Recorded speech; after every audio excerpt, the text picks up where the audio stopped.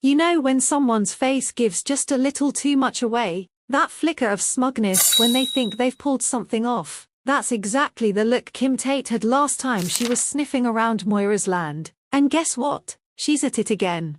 But this time, it's not just sneaky backroom deals or whispering behind closed doors. Robert Sugden's right in the thick of it. And if you know anything about Robert, you know he doesn't play fair, and he doesn't forget. Now, I've seen Robert do some shady things over the years, but teaming up with Kim Tate, that's like asking a fox to mind your chickens. He's acting like he's buying Annie's field for a new start, all innocent, but really, he's using it to make a profit and hand it over to Kim, behind Moira's back. Cheeky, isn't it? But here's where it gets interesting. Robert's not daft. He clocks straight away that Kim's a bit too invested in this land, so instead of rushing to sign the deal, he starts sniffing around, and something about Kim's obsession is seriously bugging him. What is she really after? Now here's where the whole thing gets juicy, and a bit risky. Kim thinks she's got everything lined up perfectly. She even tells Joe not a soul can find out about the deal. Bit dramatic, isn't it? You don't say that unless there's something dodgy going on. And Robert picks up on it. You can practically see the wheels turning in his head. So what does he do? He heads off to the field himself, wants to see what Kim's really after. And let's be honest, if he's getting suspicious, it's only a matter of time before everything blows up. Then, just as Kim's about to lock it all down, she jets off to Dubai. Yep, swans off mid-deal. And who does she leave behind to seal the contract? Joe Tate. And I'll be honest, I don't trust that lad as far as I can throw him.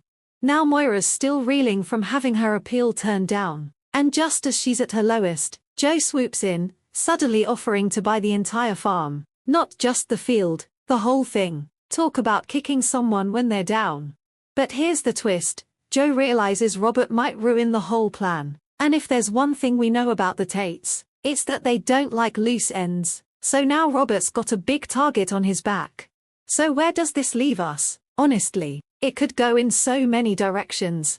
Robert might have started this thinking he was in control, but you don't outsmart Kim Tate easily. If he digs too deep, she won't just back off, she'll fight back. And Joe, he's already proven he's not afraid to cross a line. If Robert blocks the sale or spills the secret, it could make him public enemy number one. There's also the question no one's answered yet. Why is that field so important? Is there something buried there? Some family secret? Or is Kim planning to build something that'll change the whole village? Fans might remember Kim's had her eye on Moira's land for years. This isn't just about money. It's personal. And when Kim makes it personal, people get hurt. And let's not forget, Robert's already tangled up in enough trouble with John Sugden lurking about. He doesn't need more enemies. But with the way this is shaping up, he might just make one out of every single Tate in Emmerdale. Makes you wonder, will Robert double-cross Kim before she can trap him? Or will he end up outplayed by two Tates and left with nothing?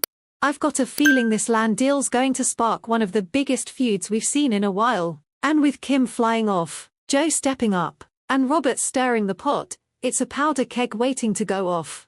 What do you lot reckon? Is Robert walking into a trap? Or will he turn the tables and blow Kim's whole plan wide open? Let me know what you think in the comments, and if you're as hooked on this story as I am, give the video a like. Don't forget to subscribe so you don't miss what happens next. There's always more chaos just round the corner in Emmerdale, and I'll be right here with you when it kicks off. Cheers for watching, and I'll see you soon for the next lot of spoilers.